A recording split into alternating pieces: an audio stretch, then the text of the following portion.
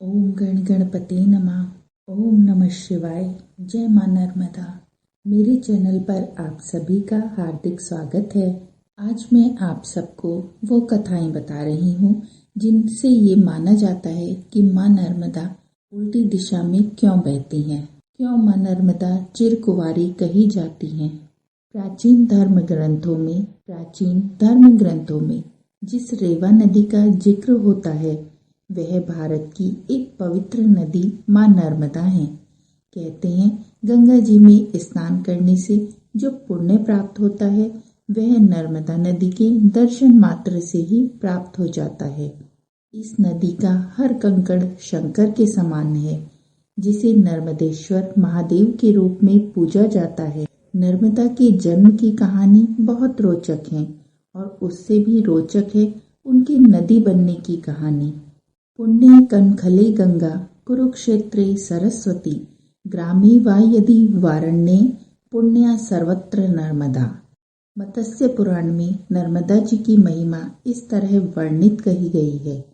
कनखल क्षेत्र में गंगा जी पवित्र हैं और कुरुक्षेत्र में सरस्वती, परंतु गांव हो चाहे वन, नर्मदा सर्वत्र पवित्र है। यमुना का जल एक सप्ताह में, सरस्वती जी का 3 दिन में, गंगा जल उसी दिन और नर्मदा जी का जल उसी क्षण पवित्र कर देता है। एक अन्य प्राचीन ग्रंथ में सप्त सरिताओं का गुणगान इस तरह मिलता है।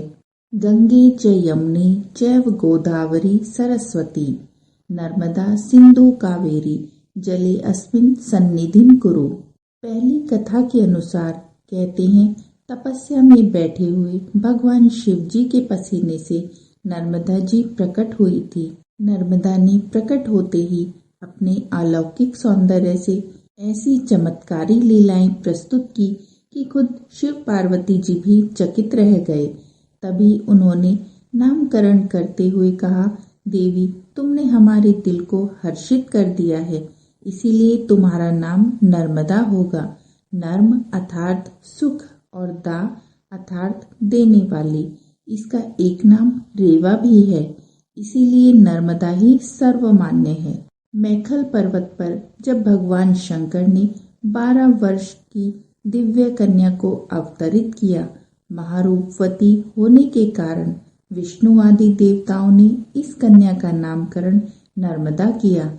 इस दिव्य कन्या नर्मदा ने उत्तर वाहिनी गंगा के तट पर काशी के पंचकोशी क्षेत्र में 10,000 दिव्य वर्षों तक तपस्या करके प्रभु शिव जी से कुछ वरदान प्राप्त किए थे जो अन्य किसी नदी के पास नहीं है। जैसे प्रलय में भी मेरा नाश न हो, मैं विश्व में एकमात्र पाप नाशनी नदी के रूप में प्रसिद्ध रहूं, मेरा हर पाषाण शिवलिंग के रूप में बिना प्राण प्रतिष्ठा के पूजित हो, मेरे तट पर शिव पार्वती सहित सभी देवता निवास करें। नर्मदाय नमः प्राते नर्मदाय नमो निशि नमोस्तु नर्मदे नमः त्राहि माम विष सर्पते।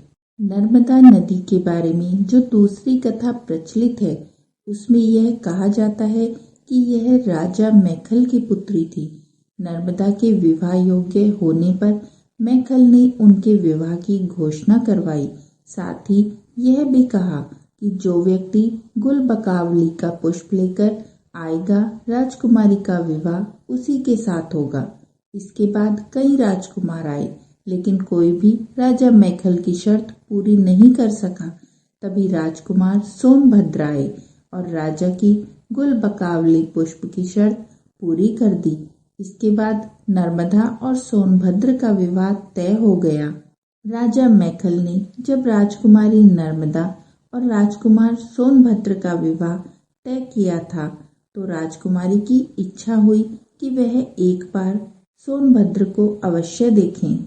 इसके लिए उन्होंने अपनी सखी जूहिला को राजकुमार के पास अपने संदेश के साथ भेजा, लेकिन जब काफी समय व्यतीत हो गया और जूहिला वापस नहीं आई, तब राजकुमारी को बहुत चिंता होने लगी और वह उसकी खोज में निकल गई। तभी वह सोनभद्र के पास गई और वहां जूहिला को उसके साथ देखा। यह देखकर उन्हें अत्यंत क्रोध आया इसके बाद ही उन्होंने आजीवन कुंवारी रहने का प्रण लिया और उल्टी दिशा में चली गई।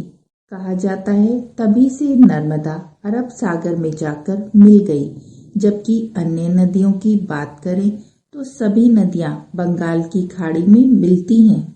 इस कथा का एक भौगोलिक सत्य भी है। भौगोलिक सत्य यह है कि जयसिंह नगर के ग्राम बरहा के निकट जोहिला इस नदी को दूषित नदी माना जाता है। पवित्र नदियों में इसकी गिनती नहीं होती है। जोहिला का सोनभद्र नद से वाम पार्श्व में दशरथ घाट पर संगम होता है और कथा में रूठी राजकुमारी नर्मदा कुंवारी और अकेली उल्टी दिशा में बहती दिखाई देती हैं। रानी और दासी के राजवस्त्र बदलने की कथा इलाहाबाद के पूर्वी भाग में आज भी प्रचलित है। सचमुच नर्मदा भारतीय प्रायद्वीप की दो प्रमुख नदियों गंगा और गोदावरी से विपरीत दिशा में बहती हैं, यानी पूर्व से पश्चिम की ओर। कहते हैं आज भी नर्मदा एक बिंदु विशेष से सोनभद्र से अलग होती दिखाई पड़ती हैं।